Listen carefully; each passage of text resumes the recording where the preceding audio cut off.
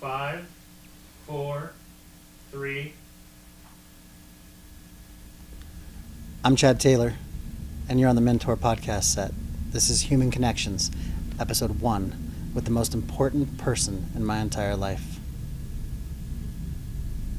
Yeah, that's her. Kristen Taylor, the one, the only, the absolutely most amazingly beautiful, kind, gentle. Can I say gentle? She's a little rough sometimes. Kristen, how are you doing today? Very well, thank you. All right, this is the last time I call you Kristen. Everybody knows who you are now. Good, it sounds weird. Yeah, it was getting weird for me too. All right, so we set out to do a podcast. I'm going to try and take your father's lead and not say and huh a bunch of times. I'm learning and get right to the point. Today we're here and we're doing this first episode. I set out to create human connections because I think that technology is changing the way we interact with each other. And it's important to me that even if we're using technology, we need a way to get back to that human connection that we're missing. And specifically for you and I wanted to sit and listen a little more than I talked and hear a little bit about what life has been like for you from your perspective. Because again, I've only seen what I've seen and what I think I know and created my own ideas of what it looked like, and very interested in that. So kind of what we're here today. So I kind of want to do it in 3 or 4 steps. Okay. One, I want to hear a little bit about your childhood. And the reason that I want to hear about the childhood, not that I haven't, but I every time you talk about it, I pick up some more. But it's probably the reason that we have these 2 amazing daughters currently. And a lot of that has to do with their upbringing and more from your side than mine. There was a few things you forced me to do that I'm so happy you did, which was be there when they wake up and be there when they go to sleep at night. I remember I used to not be home a lot. And you said you will be home when they go to bed and you will be home when they wake up, and that was important to you. And I just thought you were a jerk. Very rigid, very naggy. Sometimes. So I want to hear about that childhood. Like, what created that for you, and how do we get there? Because although we're not done parenting yet, I think that you've done an amazing job. So I want to hear a little bit about that childhood, and then we'll get into meeting, when we met, and a few of the things that happened, and then we'll get into a few other things that I'm not quite sure what they are yet. So tell me about your childhood. I was born in South Dakota. Two of the most amazing people in the world. My parents were that really unique couple that got married in the 60s and didn't follow any of the rules. My dad was raised by a single mother, so he didn't think that there were any sort of gender roles that women couldn't conform, had to conform to. So he was much more involved in co-parenting in that era when that really wasn't a thing.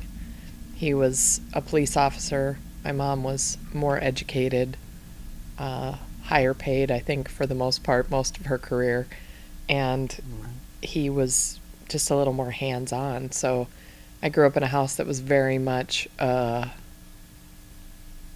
collaborative effort.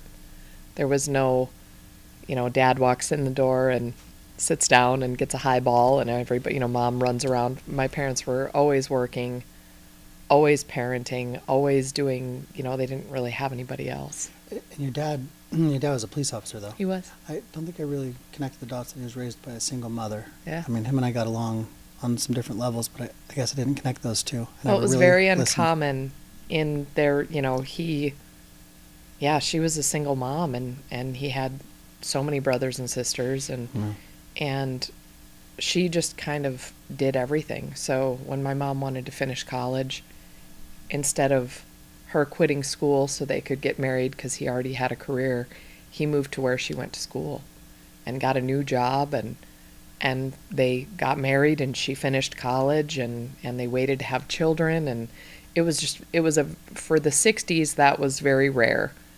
Right. Households didn't really work like that. So yeah, there was a lot of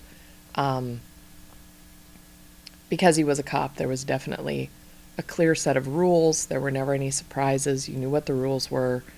You know, it was a very calm house to live in because you knew if you did something wrong, there would be a punishment, but don't do anything wrong, and then, you know, everybody gets along well. And he cooked and changed diapers and cleaned house, and my mom went to work, and, you know, they shared all of those things. And you say a calm house. Kind of calm? You had two sisters. Yeah. Have two, well, Had get two into that. sisters. Yeah, Wendy's obviously passed, but tell me, like, sisters growing up. We beat the crap out of each other. I didn't do so much of the beating as I just sat on the couch and bawled while they beat the crap out of each other. But yeah, we didn't, we weren't alone a lot. My dad worked graveyards, so 99% of the time he was asleep in the house when we got home, and Lori's 7 years older than me, so she was old enough to wrangle us until Mom got home for dinner. But, you know, we were a lot more rambunctious than my own children are. And I don't know if that just... I don't know, you keep a pretty calm house. Yeah. Yeah. Yeah, because I couldn't imagine my kids beating each other up the way that we did. It's one thing I'm very surprised of. Our kids have not put hands on each other yet. Because they're silly enough to ask, can I hit her? No. Oh, well, don't, you know, you don't do it when your parents are around. Right. You have to be smart enough to... I'll have my sister on at some point, and she's got some stories of the way I treated her, which I don't know, think maybe it she was has different in the 80s. And, some past you know, trauma from yeah. which I have some reckoning to do. Yeah. But so the youngest of three siblings, mom and dad constantly there in the house. South Dakota. How many you live in? One house, two houses, three houses? We lived in Aberdeen until I was 9. And then we moved to Spearfish, where I stayed until I moved to Las Vegas. So Okay. I lived in 2 houses with my parents my whole life, and it was very predictable. It was very loving. Right. We were always encouraged, you know, there wasn't anything that we couldn't do. And I think a lot of that, again, kind of goes back to how my parents' relationship wasn't your stereotypical relationship. My dad didn't have those same ideals of the time that women needed to be home in the kitchen and kids need to be seen and not heard sort of mentality. I mean, we were encouraged to have opinions, to have a voice. So we did. And still do. Yes, very much so. Absolutely. Far more intelligent than I am, that's for sure. So, grew up small town, couple homes, enjoyed your childhood. Yes, we don't have camped any, on the weekends, and yeah. very white picket fence. I don't have childhood trauma like most people do. In fact, my life has been very blessed, for Right. lack of a less cheesy word. I've been very fortunate. Right. All right. And then high school comes along. So you go through the younger years, high school hits, you get a car, you're driving your high school, and I'm assuming you remained a perfect child right on through high school? Oh, yeah, every minute. No. No, it was a very small town. We were bored a lot of the time. Right. I had some extremely good friends, people that are still my friends today. Right. And I think the only reason that we didn't get in more trouble is because it wasn't available to us. You know, we couldn't, I think there's a certain age for every teenager that, given the right circumstances, they'll try anything. You know, they're exploring, they're trying to figure things out. We just didn't have access to much. Right. That and your dad was a cop, so I'm assuming... Well, he was retired by then, but it was still a very small town, and everybody knew my family. There were 3 of us running around, so it's kind of hard to ignore that there were three girls running around, all at different stages. So Right. we were pretty well known. Most people were. It was a small town. It was a couple thousand people. So A couple thousand people. There was Yes. a couple thousand people in my high school graduating class. yes, there were 160 something in How mine. how come we haven't moved back there? Because have you seen The Shining? The first time it snowed, you would lose your mind, and yeah, it moves a lot slower. John and I had fun on the razors and making snow angels and the whiskey and Yeah, those it's just all mountains are- whiskey and snow angels up there, I guess. That's just true. how the world works. That's true. It wasn't as cold. with whiskey. Yeah, there's definitely it moves a lot slower. I definitely thought that I was a big city girl trapped in a small town. Once I moved here, I realized that that was emphatically untrue, and that I was definitely a small town girl all the way around. So you're in South Dakota. Mhm. High school, you finished. How did you end up in Las Vegas? My parents were managing a hotel, and we lived on property there, and we all worked there. And the IRS came in and locked up the doors one day, so we lost our home, and we all lost our jobs in one weekend, pretty much.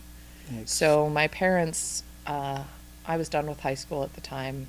I'm the youngest, so we were all done. Right. Lori was going to college there. Wendy was kind of hanging out like I was. My parents had to find a job, so they hopped in their car and drove across the country a couple of times trying to figure out where they wanted to land, and ended up in Pahrump, Nevada. Of all of the lovely places they visited, that's where they ended up. Right. But my mom had some family there, so. I think it's funny in hindsight, looking back on it, when we get further down the line, we also ended up there for a short time. So yeah, we did. maybe people just You end know up what? there. I can't be unhappy about. I moved here shortly after because I didn't want to be away from my family. I spent a holiday alone and thought, this isn't going to work. That's right. So your mom and dad drove. They left. Yep. They came out moved here, down- and they you moved- stayed back in yep. South Dakota. Yep, I stayed. Wendy went to New Mexico. Lori went to Minnesota. I Yeah. was still in South Dakota. They were out here. It was a mess. It was terrible. I hated it. And you had a holiday without the family, and you decided. And I moved, packed up. I spent Thanksgiving alone. By Christmas time, I was miserable. I packed up my car. Beginning of January, I was in Nevada. So, Right. yep. And in retrospect, it was the best. We all made our families out here. Right. We all met our spouses, found our careers, found the Yeah. things so it was the best thing that could have happened. It came out of something that did not feel like it was going to be the best thing. Yeah, and your grandpa was living out here at the time, and we haven't met yet, Mhm. but there was a table I saw on Facebook the other day that one of your family members has. My Aunt Barb. Yeah, if you could commandeer that for this, I would, For this set. I would truly Yeah, appreciate it. I- It's a beautiful table. That might be difficult. My grandfather was very talented, but he Right. actually lived out in Pahrump, and my mom and dad. He was obviously getting older, and so my mom and dad decided to stay close to him, and Yeah. and spend their time out here. So All right, so you get out here. They live in Pahrump. You move into Vegas. I did. I lived out in Pahrump for a while. I was under 21, and Nevada's weird about under 21, so Okay. it was very uncomfortable. About a year and a half that I did a lot of jigsaw puzzles and played a lot of Jim Renemy with my mom. It was a good time. But I moved to Vegas, got a job. I was temping. I got a job, and that didn't end up well. And I got kind of angry and said, well, I shouldn't say angry. I was just fed up. I was done. And I said, I'm just gonna pack up my things. I'm gonna move back to South Dakota. I understand people there. I don't understand Las Vegas. It's too hard. Right. And she said to me, I have a girlfriend who works for a cellular company out here, and they're hiring. So I'll get you a job interview. You go in. Maybe you get a job. Maybe you can just slow down a little bit. Maybe you go back to South Dakota in a little bit, but just calm down, kind of Right. give yourself a little time to breathe. And the guy interviewing me was a very handsome young man named Chad Taylor. Oh, did you And get the that's how job? I did get the job. Sweet. I remember that day you walked in. I'm sure you do. I remember it. I'm sure Like you it do. was yesterday. This is beautiful as you are today. I remember standing at the counter. You pulled up in a white Talon, a new car. It was a little sports car. Yeah, a little sports car, 2-door. You stood up out of that car and you damn near hit your head on the ceiling. You were so tall. I was And indeed. the guy standing on this side from the counter for me was a biker who was headed to Laughlin. And he looked at me and goes, "Holy shite." And I said, "Woofda." And I probably didn't say woofda because I didn't know you by then, and that's like a South Dakota Midwest thing. But I Indeed. said, "Whoa." And he says, "Man, I'm going to take her to Laughlin." And I said, "Damn, I'm going to marry her. So good luck with that, right?" And you walked through that door and sat down, and I know my story from there, but what happened? Like, I talk to me about what goes on from there. You were very charming. You are very charming all the time. Still today? Absolutely. Absolutely. You made me laugh, and I don't know that I had, at that point, that my grandpa had just died. Yeah. I met you right before that, or right after that. It's in kind of a crappy relationship with a person that doesn't even deserve any thoughts, but the big you tall made guy. me laugh. You made me feel good about something, and we spent a lot of time. That was like a 2-hour interview. We sat and talked. It was a long time. Yeah, the desk right behind the wall there. Yeah, it was a long time. And I went home that afternoon, and the girlfriend that said I should go to this interview called me and said, "Oh, how was it?" And I told him it was great, and I was excited. I thought I was going to get the job. And she goes, "I've known you for like a year and a half. I've never heard you so happy." So it's kind of a big deal for me because I hadn't really laughed in a while. It had been a rough year. So I thought you were too young for me because you looked like you were 30 and you were running this cell phone shop and you were 20. Does the balding now make you think I'm too young for you? No. Stop it. Yeah, So, I thought you were too old for me. And then you told me how old you were, and I thought you were too young for me. So. I was. You were Miss Robinson. You were over. I am not that much older than you, son. All right. So I decided to stay in Las Vegas for a while. yeah, you got a job. I did. Yes, I did And not. I I think did not leave. I think I put you at a different store to You ensure did. my plan. Company policy was that you couldn't date associates in the same store if you were management. Correct. So I had to drive all the way out to like Rancho and I punished. But it's so far so, away. So I started punishing you for being with me very early Immediately, on. like very early on. I didn't had think to about work for it. I didn't think about it that You way. put your needs ahead of mine, very much so. I was driving 30 miles every day to work. From day one. You should not be surprised today. I'm not. All right, fair enough. Okay, so you meet me and it's fireworks as far as I'm concerned. I think I remember our first kiss lasted about 45 minutes, I'm sure. 4 days, pretty sure. Yeah, 4 days. Yeah, it was a long time. Earrings, backward ball cap. Yeah, we Dance did not. club. I don't remember. I remember going on one date with you and then never being away from you. Yeah. And that was 24 years ago.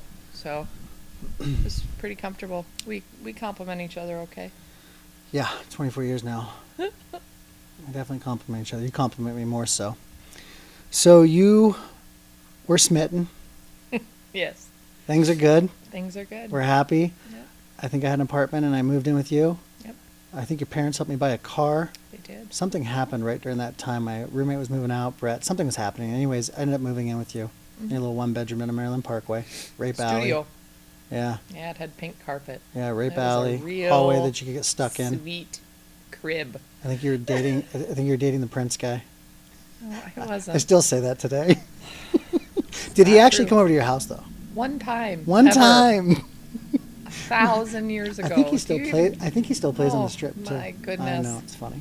It is a. I like Prince. I know. I just wish I could have been there. So we would sit, I could have been. and what would we sit and do? We'd play cards or backgammon. We'd play AC-Doocy, which I learned from my very good girlfriend. She taught me how to play that when we were bored. So, That's yeah, what we I would thought sit there and play for always, for hours, for days. And you we were drink broke. Mountain Dew. Yeah, we were poor. We were poor. We Yeah. worked. Yeah. Rode the bus to and from work. Till my parents helped you get Till a the car. parents could get me get a car. That was amazing. Yeah. All right. So we're there. Then we're selling cell phones. Things are going good, and then I get another job. We went to a new company. Yeah, TSR. Yep. Yep. I We worked both there. moved over there, and we worked there. And you were working in the mall. And again, I think you got promoted, and I think probably punished and had to drive somewhere else to run stores. I huh? did. I did have to drive didn't get somewhere. I had to promoted, go you to did. St. George once a month. That was lame. Okay. And then you were selling cell phones, and I've never met anybody who remembered someone for selling them a cell phone. And we'd go to nightclubs, we'd go places, and people would be like, "Oh, you sold me my phone." Like that was a huge purchase. I mean, it was just the weirdest thing. Yeah. And you started meeting people and started driving limo. Yeah. That's Yeah. where it started to say, hey, you want to drive this limo? Just Yeah. happened to be for... It was a friend of yours that had Yeah. been working nightclubs, and you Yeah. know, he brought a limo into town, and you were going to drive for him. You were 21, almost 22. I wasn't quite 21 because I had the key to the back door of some of the clubs, and I wasn't 21 yet, and I shouldn't have had the key. We had our so first date on your 21st birthday, so Just you before were it? 21. It's a good thing I have you here. Mm-hmm. So I was 21, Yes. and this is why it's important, because my memory... Well, you were running around before I met you in nightclubs. I mean, you knew those That's people true. before you knew me, That's true. but you weren't Alright. driving limo until after we were I think that somebody's dating. going to have to put me in like a meditative state or some sort of, what is it called when they, hypnosis? Hypnosis, yeah. Hypnosis. And then like, so I can go back and remember all of the pieces. It's 'Cause all it's all spotty. all the places that your memories are filled with molten hops and bong resin, right? I don't I'm just even kidding. like bongs. It's All a right. Tommy Boy reference. All right, so we're running around. I start driving limo, Mhm. and things are good. And then I probably showed up with a bunch of money sometime or something. I don't think there was much for that. You met Yeah. somebody that said, you know, I want you to drive these cars for me, and Yeah, got a little weird there for a while. got a little weird. Yeah. And then you got a phone call. Yep. It was the middle of the night, and phone rang. I answered it. It was a detention center. You got on the line and said, I'm in Oregon and I've been arrested. That was the beginning of... Multnomah County, is that what it's called? I think so, yeah. Multnomah County, a no Yeah. bail state. Yep. I got on a Yeah. plane without telling anybody where I was going, and that's really out of pocket for me. I still don't leave town without telling my mother that I'm leaving town. So I got on a plane, and I got there and thought, okay, I'll bail them out. And Oregon is a no bond state. I was 22 years. I had no idea what I was doing. 22, 23 years old. No clue. Went to the jail, sat there I probably got there at 7 in the morning. I sat there until almost midnight. They kept saying you were going to be released. You know, you were just going to be released. OR. Right. You were just going to be out. It was going to be fine. Around 11 o'clock at night or whatever, I said, you know, is he still going to be released today? And they said, he has a federal marshal hold. So, no, he's not going anywhere for any time soon. I'm on the inside, and that was a devastating moment for me because I was having problems with my bunkies, and it was not good downtown Portland. And Yeah. Inside, it kind of crushed me that I wasn't going to get out because I really thought I was walking out that door that evening. Mm-hmm. What was that for you, like on the outside? Well, again, I was raised by a police officer in a white picket fence house, and I knew why you're there, and I was just trying to figure. I mean, I had no idea what to do. I left. I got a hotel room, and I immediately called my mom, and she answered the phone, and I said, something bad has happened, and she said, just blurt it, just spit it out, and I said, I'm in Oregon, and Chad is in jail. And she said, okay, well, I'll be on the first flight tomorrow because I don't want you to go through it alone. Like, she was super cool. So, of course, I started bawling and just kind of went, okay, I'm fine. I can handle it on my own. You know, she didn't end up coming to Oregon, but that's what I needed, Right. was for her to just, that sort of unwavering support for me and for you. Yeah. They really adore you. Yeah. So they ended up letting me out the next morning. Yes, they introduced your public defender came up to me. Yeah. His name was Christopher Schatz, Oh. and he was incredible. He found me probably by the way I looked, just this scared little person just sitting there going, I have no idea what I'm just completely out of place. Right. And he said, I'm going to get him out today, and you guys are going to stay put. Right. You guys are going to stay here. He's going to get deposed tomorrow, you know. And he got you out, and we walked down the street, and my phone rang, and it was my dad. Oh no. And I answered, and he said, put him on the phone. And he got you on the phone, and I'm pretty sure he asked you, what can they prove? And you said, I did this. Ooh, I almost teared up. Yep, I did this. And he said, get on a plane and get home, and we'll figure out the rest. And we both went, no, they told us not to leave. And he said, get on a plane and get home, and we'll figure out the rest. And that's what we did. We And we went fled. immediately to their house. The cops let me out, and we fled.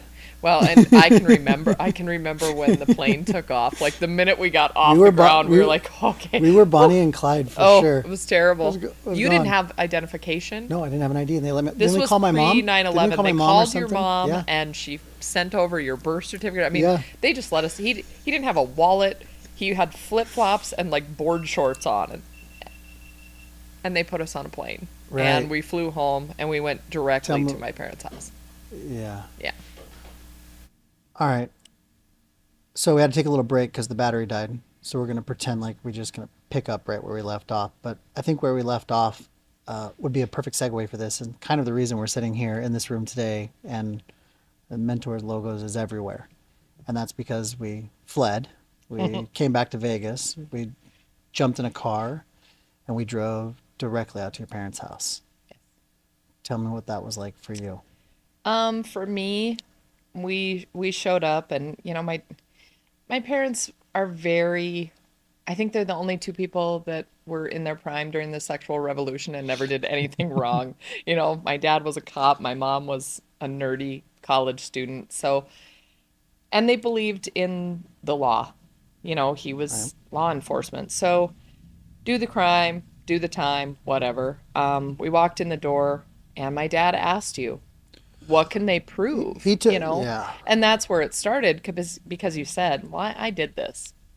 And it kind of changed the whole tune of it. The accepting the accountability, the responsibility for it. He was like, okay, well, now we move forward. He took off with you, and you can explain what happened during that little exchange. But my mom sat me down, and at that point we were engaged. We were living together. We were pretty serious about life together. Right. And she said, I don't know what your plan is. I don't know if you're still going to marry him. I don't know how you feel about this situation at all. And she said, and it does not matter to me one bit. She said, your dad and I made a commitment to Chad to not abandon him the way he had been abandoned so many times before.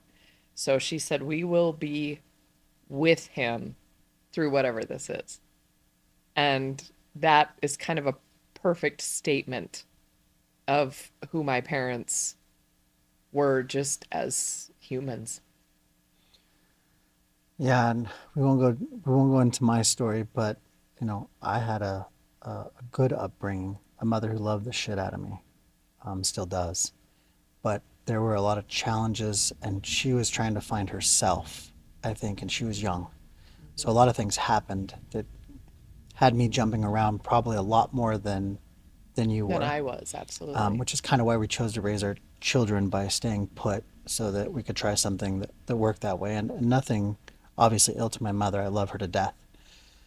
She loved the shit out of me, right? Like, she loves me more than anything in the world and took very good care of me. But the jumping around and the multiple stepfathers and boyfriends, there was some A jumping lack of around. role model. Yeah, for I mean, you. most of the men she were with were good men and would take Sure. care of me, but they'd come and go.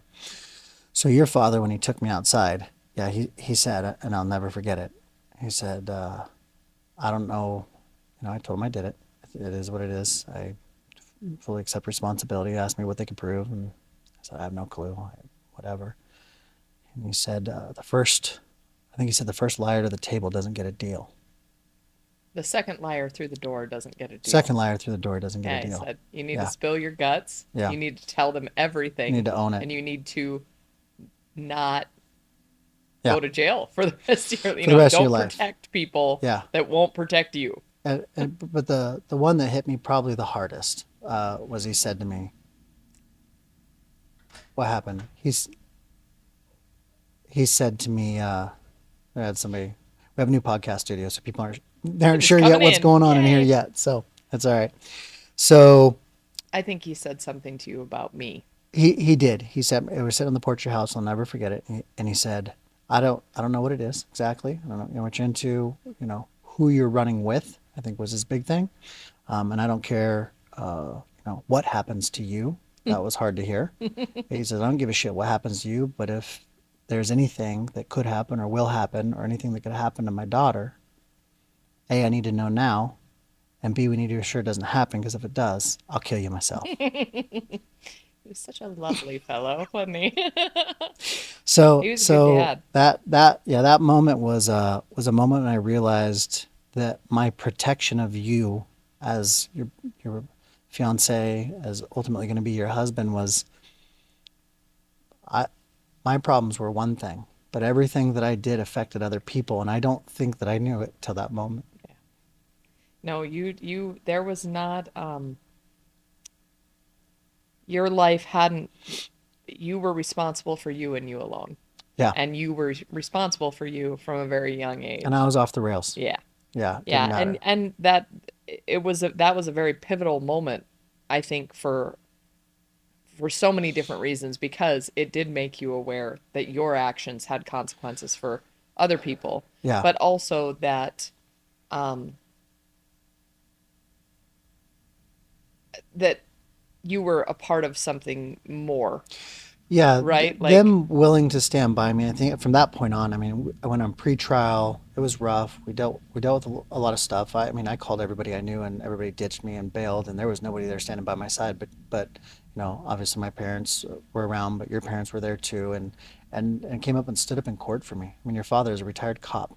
Went up and stood in federal court and said to oh, the he was judge, irritated. He is like, this is yeah, not a person that you, jail doesn't solve anything for this kid. He didn't have anybody guiding him. He's, yeah, if, and I often say to people when we talk about what happened to you at such a young age, do you imagine if we were all judged by the things that we did at 21, 22 years old? My goodness. If that was the thing, because you still fight it today, it's yeah, still something that you have to disclose to people, that you have to run up against, like somehow it's still who you are, and it's not anywhere, nobody is the same at 45 that they are at 22. I mean, yeah. if you're lucky, 44. sorry, Settle 44. down. If you're So, lucky, you've changed quite a bit since then. right. But yeah, I mean, I think it was a really important, an important shift for my parents too, because they had definitely been people that believed that good, bad, they're separated very easily. Right. And my dad was extremely irritated for years after your release, when it would become an issue because you had done your time. You paid the price. That's the whole point of the justice system, is that Yeah. you pay a price for it, and then you're allowed to move on with your life. So taking accountability is huge, right? I live by it because of those things, and my actions affect other people. Two things I learned, which is probably why we're still together, is because I woke up that day and went, okay, what I do affects other people, and I'm much more cautious of that these days. So I go on pretrial for a year, and then I eventually get locked up, right? I eventually have to do My my time. 25th birthday. Your 25th birthday. So what's that like? Like, tell me your 25th birthday. I get locked Oh, up. I don't think I've gosh. heard much about this, Yeah, well, we got married in January, right? and in October 9th, I drove you to Lompoc and left you there.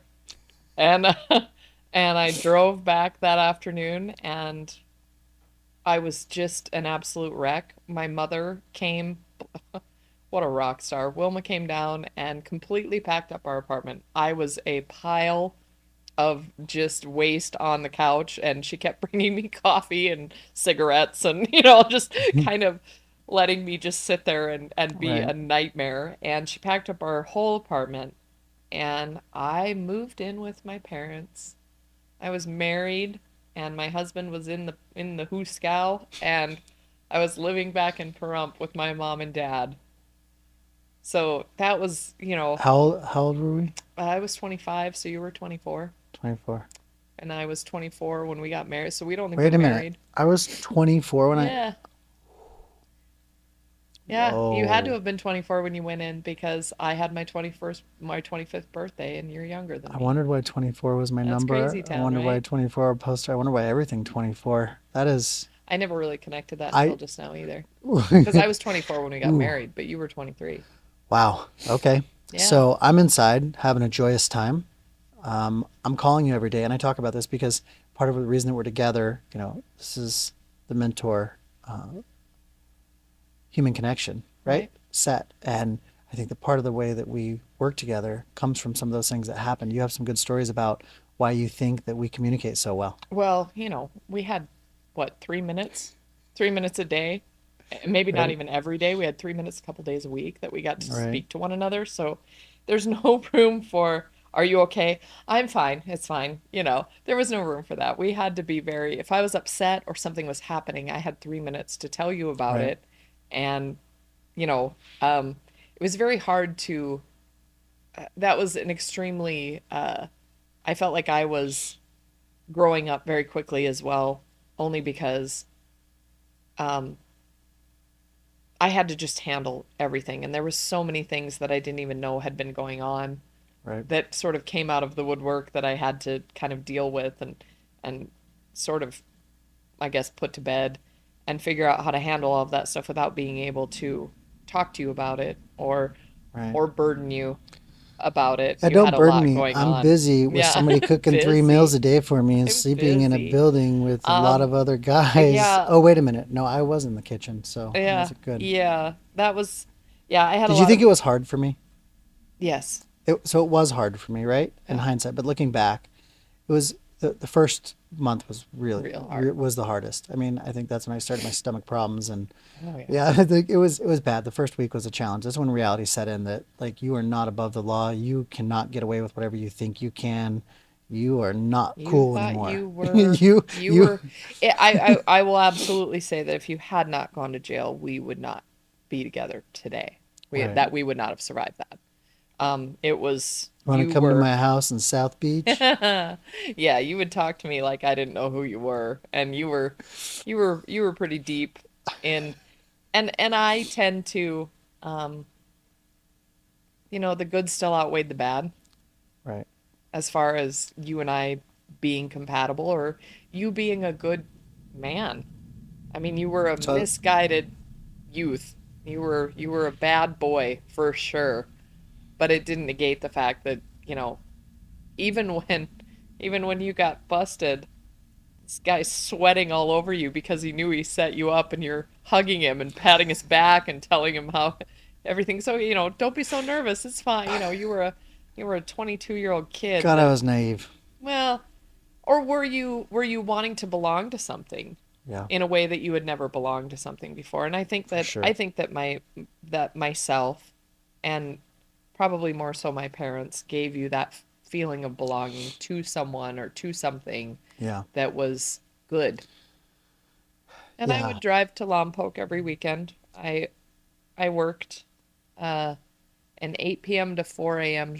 Bar shift, and at Right. 4 o'clock I would head out to California, and it was like a 6 hour drive, and I would go and see you from 7 in the morning until whenever, and I would go there and I would get a hotel room right when I got into town, and I would, take a shower and get cleaned up, and then I would go to the prison, and I would sit with you for several hours, and we would talk, and then I would go back to the hotel and sometimes sleep for an hour or two, and then I'd drive back that same, and then I usually went to work, Monday morning. So When it was intense. when I think about the energy you put into that and doing that and coming and seeing me, and you didn't know that meant the world to me. It's probably the only thing that kept me going. There's times as a young man when it doesn't matter anymore. It doesn't matter what happens to me. It doesn't matter what I do. It doesn't matter.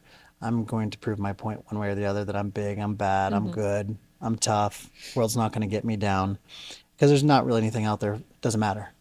But you mattered and you kept showing up. I want you to know that. Well, it's kind of hard to be like, oh, Oh, I'm you so could, you so sad. could, you I'm so so, sad my husband's in jail when you were actually in jail. So it's kind of hard to be the whiny one, you just, no, but it was but I needed probably, to see you too. yeah, it was I, s- probably easier for me than it was for you. oh, I don't know. I remember having a conversation with you. Uh, and this was one of those moments that I went, "Oh man, okay, yeah, it is different for him because I said something about a little place in Lompoc." And you're like, "Yeah, I've never seen the town." And in my mind I had driven through it, so I'd been there so many times. that I was like, oh, that little restaurant that I get my food at, and you're like, nope, I have never been outside these walls. So No. it was obviously, I don't think about that time a whole lot as in terms of what it cost me because it cost you so much more. And I needed to see you, Yeah. right? Like I needed to be near you as often as possible because and that hasn't ever changed. Oh, I still do that with you. swoon. Indeed. So, Indeed. so I get out. Hmm. I uh I I remember I got off the bus and I remember the first bus stop before I got to Vegas and it was a Kit Kat. I got a Kit Kat and a pack of cigarettes. I'd never forget it. And a Coca-Cola. Yeah. A Kit Kat, a pack of cigarettes, and Coca because there was no sugar in there. There's just nothing. Yep. And I got out and I got home and You were on house or you were at the at halfway the halfway house. house. And I was at the halfway house, but I would say we'll leave some of those conversations out of our first seeing each other. But I would say very soon after that, halfway Nope. house. Nope. Nope. You got out in June, right? Yeah, June 7th. Yep, you got out in June. I actually picked you up at the bus stop in the middle of the night. I Yeah, drove from Pahrump to Vegas to pick you up at the bus stop and drive you like 3 blocks to the halfway house. that's right. From the Yeah, Greyhound station. yeah, I was supposed to because walk over there and yep, check and in I right picked away. you up and I wanted to Yeah. see you, so I drove into God, town in the middle of the night. It was late. It was like 1 o'clock in the morning, and I'm man. downtown, waiting for this bus again, 25 years, 26 years old, Fremont whatever it was. Street. Yeah, just the worst. Yeah. And I moved back into town immediately so that because you had day passes, you Yeah. could go look for Yeah. work, you could drive. On the weekends, you started to be able to come home. Yeah. Um, Lawrence got me a car. I remember the right. So Oldsmobile. so I started, I moved back, I was working, and just kind of still kind of just in a holding pattern time, just spinning out time until you got to come home. I would say that the weekend you came home for house arrest, Yeah. we conceived McKenna. And that's where she come from. First night I got to stay at Yeah, home. you got to We stay at home and conceived. be at home. And that And therein lies the second moment my life changed is being responsible for somebody else too. yeah. Yeah. And you had to have a job. Yep. And I was in a situation where I knew that moving forward, because you had already had the tint company and you'd already been working for yourself, that moving forward you would not be working for anybody else. It was going to be easier for you because people didn't want to hire convicted felons either. They Yep. made it very difficult, Yeah. Bless Gary Metz right? and Ron from Glass Doctor and For putting you to work. even Leonard Yep. Gavillo. Oh yeah. Like bless those guys' hearts for putting me to work because they did. They Well, put me to work right away. and the minute And I that I owe them. realized that you were going to have to work for somebody for a year, I enrolled in beauty school because I knew You that you would did. be making money. You did. I was like, I'm gonna go now because I know he's gonna be making a paycheck. And that was what sealed it for me. It's the first time that I had a job. Well, that you had a guaranteed paycheck, Right. since we Right. had started all of this. So, I finished school in November. Kenna was born in January, Yeah, you were and I was in a going to school. salon almost, Yeah. and we left town. As soon as you were free to not have to work for somebody, Yeah. we moved out to Pahrump because you had to get away from the people you were running with. And Yeah. I had to get out of Vegas. yeah, there was just a lot of We needed to. the same crowds. We Yeah. needed to, yeah. And I wanted to be closer to my parents because we were having a baby and I didn't know anything about that. So, So this is good. I'm out. We have the time. We're back together. mm-hmm, We have McKenna. mm-hmm, We're in Pahrump. mm-hmm. I take it I'm not working for anybody anymore. You started Strictly Tint out Focal there. point. Focal Strictly Point. tint. Focal point. Yeah, well, I Yeah. think Strictly Tint was before. Focal Point was after. Yeah. But yeah, you were driving back and forth to Vegas when we were living Yeah, out because I was there. doing sign work and stuff with Yeah, Brett. yeah. Yeah. Brett wanted to move back after his dad passed. He moved back to Reading, so I was able to come out to Pahrump and do that out there. But I was driving before that. Yeah. That's right. Yep. And when Kenna was little, you were commuting Commuting a lot. And you were at a home taking lot. care of the baby. Yeah, but you were working, 12, 15-hour days and then waking up with her at 2 in the morning. Like You had it way rougher. You were Has anything driving. changed right now? Because I remember waking up with her last night at 2 a.m. as she walked through the door. Yeah. And I'm still doing 16-hour days. So really, nothing's changed in my life. My life Tell me is about just yours. very perfect, and I just, I'm like the princess and the pea. No, it wasn't perfect. No. You took care of the baby while I was working my butt off too. Like you were doing school and working and taking care of the baby. Yeah, And I was doing a lot. I think a lot of times, you got the bad end of the stick for sure. I definitely did it all. I got to stay home with my kiddo. Yeah. That was a gift that I Okay. didn't expect to have, so it was cool. And those bonds that were formed will never go away, right? Little peanut. For sure. So we out there. We finally end up moving back to Vegas. Well, we had tea. Mm-hmm. The weekend that you How got did I off forget that? probation. Yeah. The weekend that you got Oh, off stop. probation, and it was all done. It was June. That's right. We threw It a party. was all done. We threw a big party. Yeah, and my dad came then we on- conceived the second one. So did we just conceive during parties? No more parties Well, no, for it us. was yeah.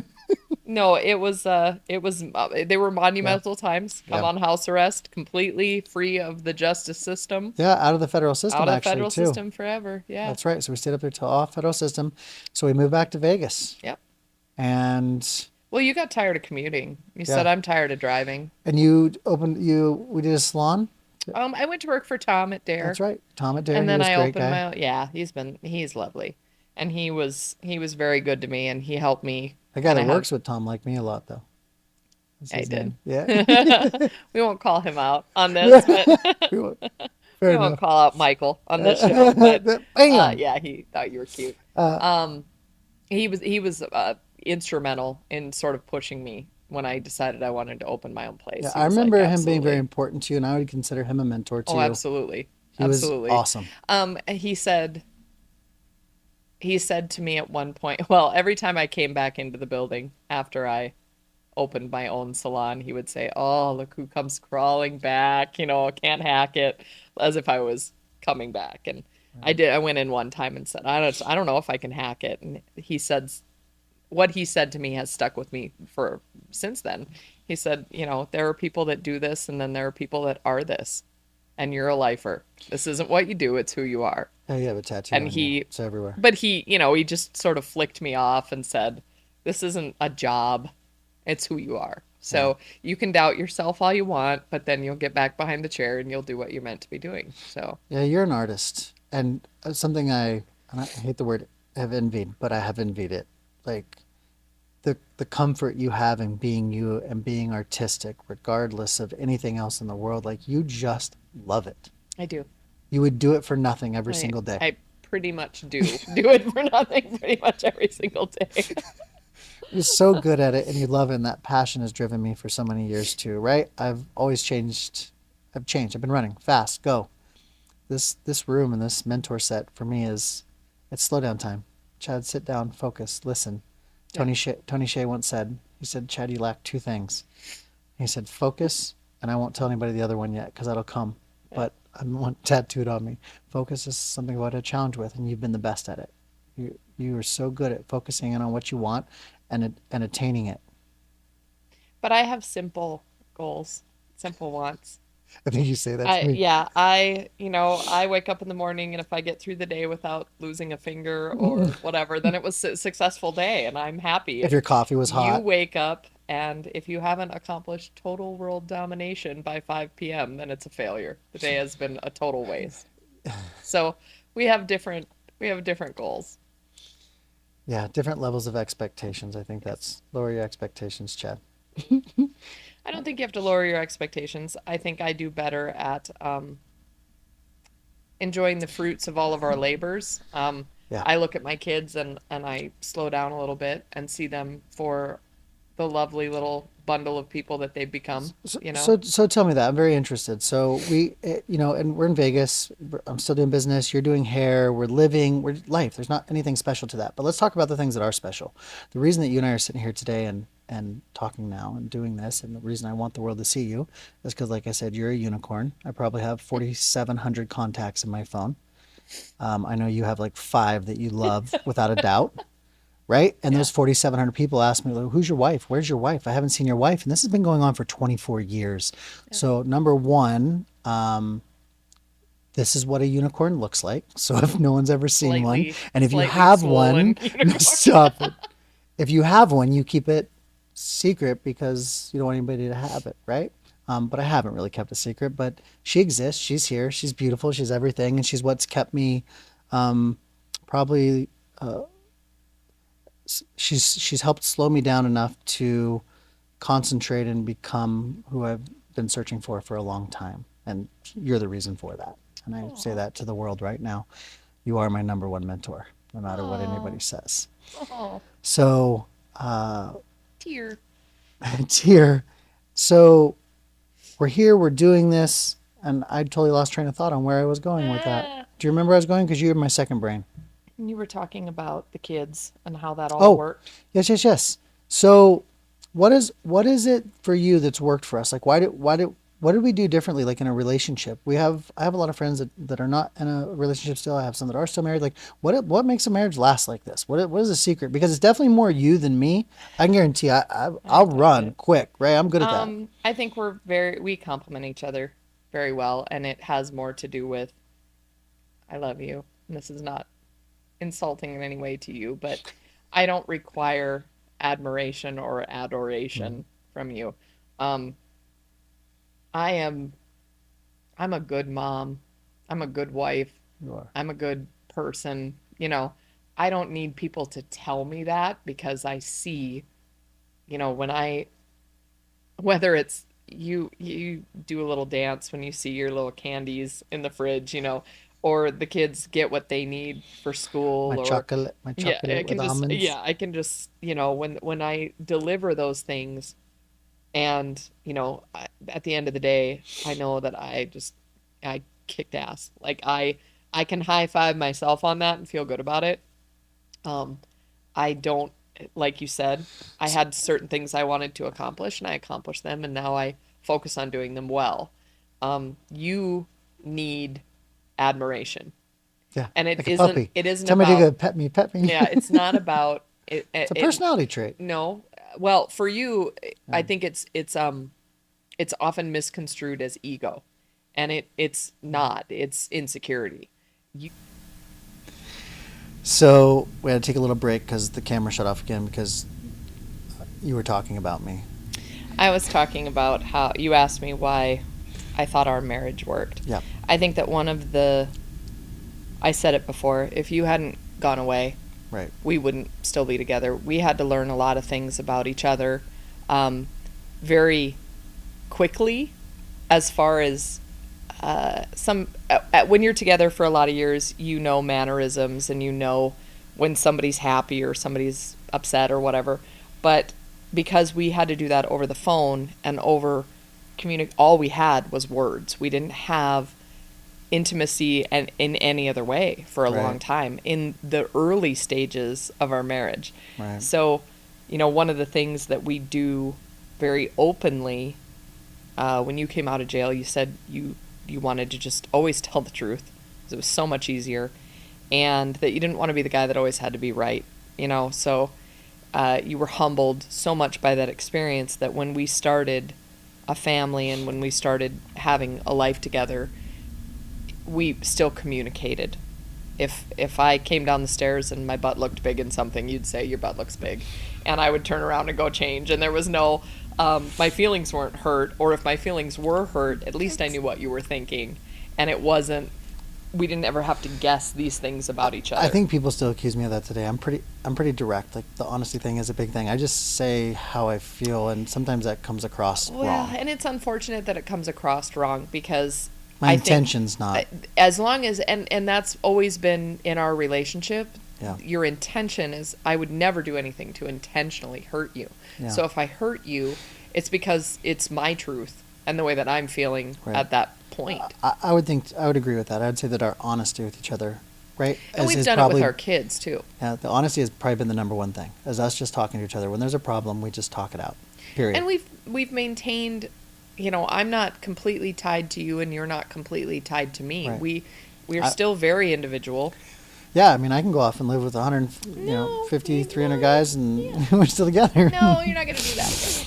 But yeah, there's definitely we've done the same with our children. Even when they were young, we would say, you can have an opinion about this, you might not get a say in how this goes, but so how do you think this plays out, now? So now we're here, 24 years into it. I'm gonna start this new chapter. We're gonna kind of back down some of the business stuff, and I'm going to slow down a little bit. I'm going to start focusing on people more, something that I've meant to do my whole life but haven't taken the time to do because I've been so tunnel vision on success. And I think that was what I thought success was, because when I came out of prison, everybody else had already went to college and got relationships and got married, and I was behind everybody. So I was running so hard because I had to catch up to everybody, and somehow I just kept tripping and running harder and harder and harder. And I'd stay still today. I'm still running, and I really recognize it and want to slow down. And a lot of that, you've got the brunt of that. You really have, because so hyper-focused on other things. The brunt of what? The brunt of a beautiful life, of a husband that takes care of me and adores me and my children. Like, stop. The brunt of it.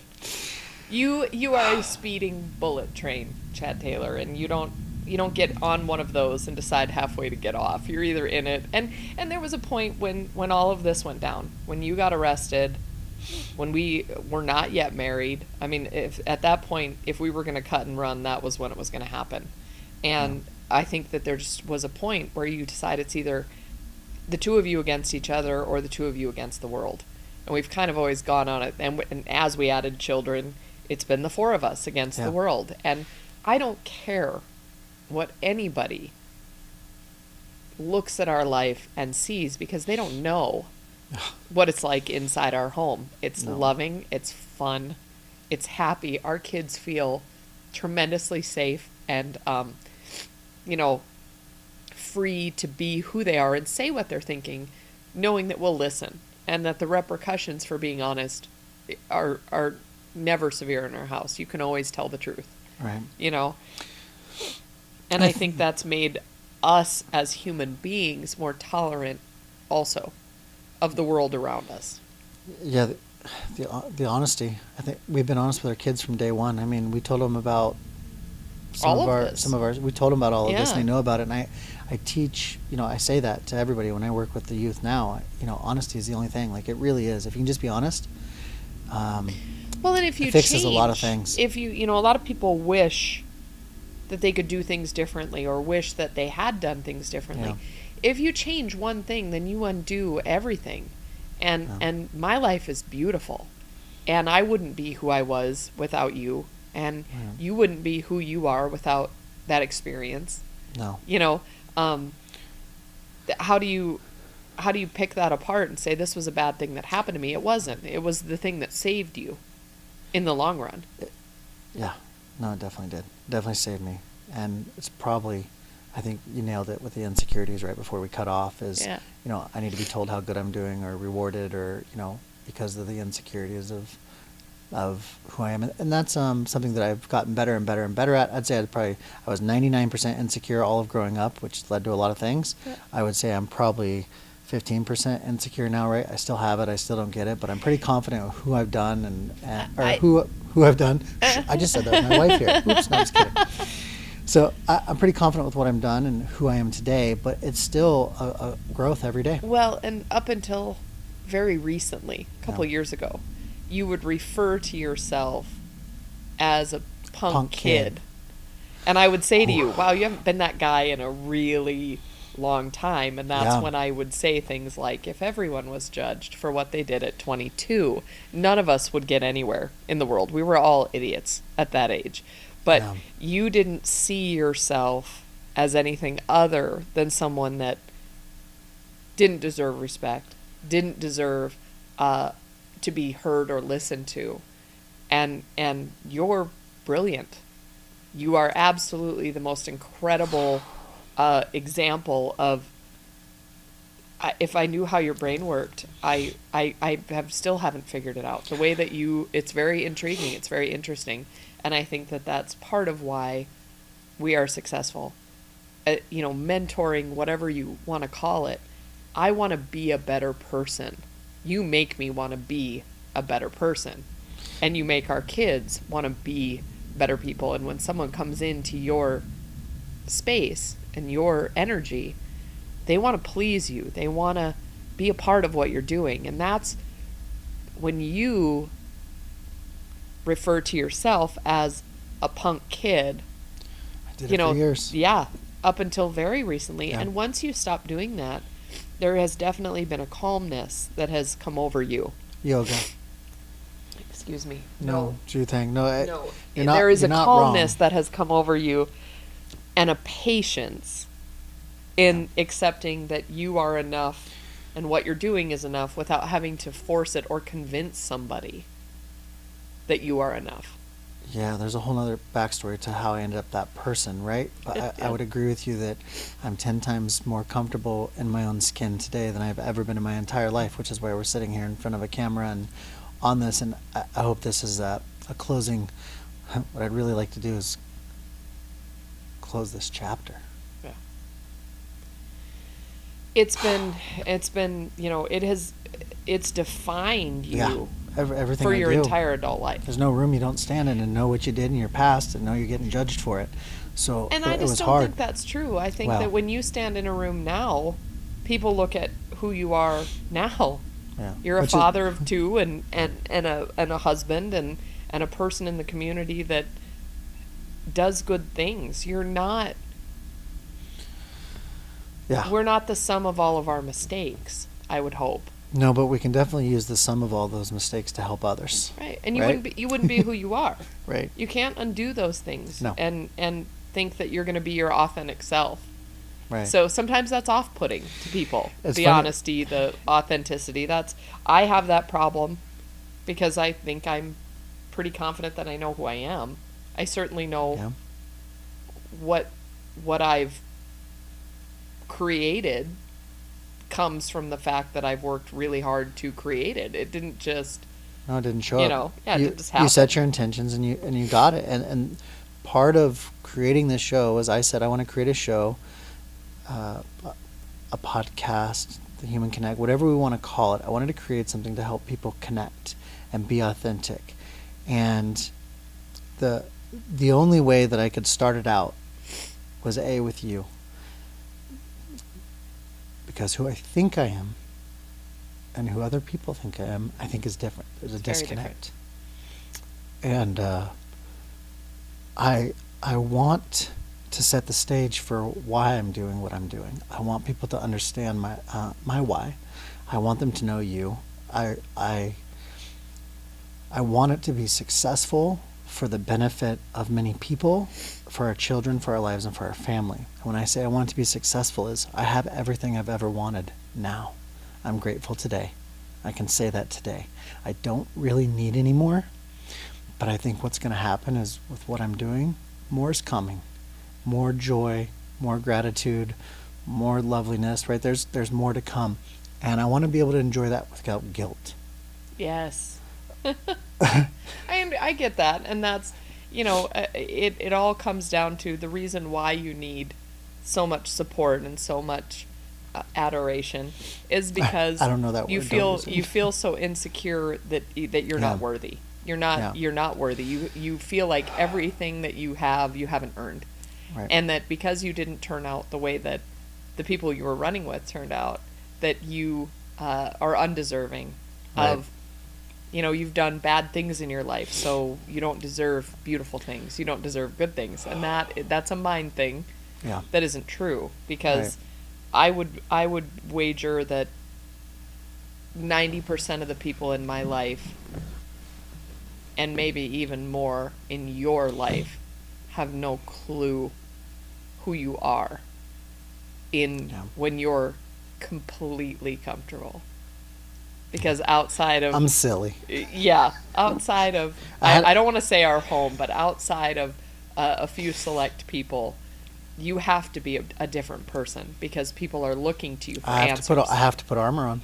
And Well, trust and me, they're I looking know to it. you for answers. You have Yeah. to be the boss. You have to be the person in charge. You are the person with the answers, with the ideas, with the motivation and the movement. And people go, I want to be in that tornado, and I want to be with it.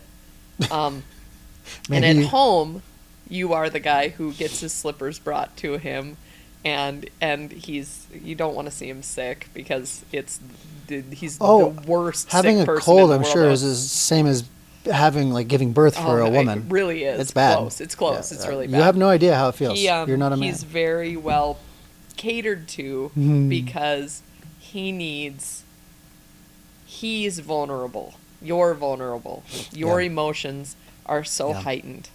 And I think that's why you're able to create and do all of the things that you do, is because you see things and feel things very differently than I do. But when you are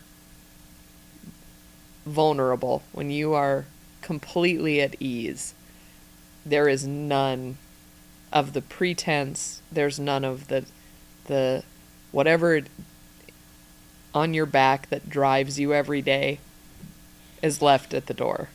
I miss that guy a little bit. I know we get him, but he used to be the first year we were together, he was in full force. Yes. With a huge ego. Yes. But that went away. Yes. You used to say I'm silly, but now I'm funny. So Yeah. when you sit and talk, I can't wait till you watch this, because you will see why I love you so much. Oh. I love you. You've supported me for a long time, and I appreciate you. I appreciate you. You have no idea. I love you. I call it the porch swing. I think I told you Yes. that. Yes. I made a decision a long time ago. At one point, when we had some challenges, about 7 years in, and I called it the porch swing. And I said, I don't want to be 65 years old sitting on a porch swing by myself. So it's good to know that we're well on that path of being on that porch swing. Yeah. Yeah. I don't think about not being married to you. Good. Well, I hope you're along for this ride. So that bullet train that you're talking about, number one, thank you for coming on here and doing this. Obviously, putting your stuff into the world. Something I've learned in my years is that people will use your weaknesses against you in many different forms, whether it's personal, psychological, and business. It's bad. Yeah. And I'm going to do it anyways. Yeah. That's okay. I don't have a fear that you and I can't survive Yeah. anything. Bring it on. I want to be able to change the world. I want people to be able to come with us. I want to add that. I want you to be as content professionally and personally as I have been for so long. Like, that's why we do all these things. You try new things. I want you to find. And you're going to be running the Taylor Fund, so you're going to be part of that. I mean, you don't get to be part of it. You are part of that, but I'm actually going to rely on you to make stuff happen. I'm so busy. I know. I'm gonna. Well, how much have you charged me for ideas? Just so everybody knows, like. Well, just tell everybody how much you charge me when I have an idea and how many ideas I have. It started out free of charge, and then when we got to be doing 20, 30 a day that I had to either fake enthusiasm about or expound on in any way, shape, or form, I started charging you $5 for ideas. And then there were still so many of them, I started charging you $20 for ideas. And occasionally, if you catch me, sometimes you're up at 3 or 4 in the morning, and when I get up at 6, you want to throw an idea. It's $1 million idea. Yeah. And if I don't get paid, then I can be surly about it, and I can tell you it's a silly idea. Charging me for ideas. I love that you charge me for ideas. Definitely tones me down. It keeps you from having so many ideas every day. It's a little stuff. Listen, baby, I love you. I love you too. I hope that everybody who's listening, I hope they got something from this. I don't know what it is, or if they, I don't know what it is, and I don't care what it is. Actually, what I'm looking for is that the world knows how much I love you and why we're doing this, and it's important to me. And if they don't know, again, this is for me and you. And well, maybe some people will ask some questions, and we can come back on here and explain how we do this. Ride or die. Right. Is there anything else you want to roll this back with and end this with? Anything you've been dying to say? Thank you for having me on here. I wouldn't have anybody else as the first one. But I tell you what, I enjoy this more than I've probably enjoyed a lot of things in my life. Yeah.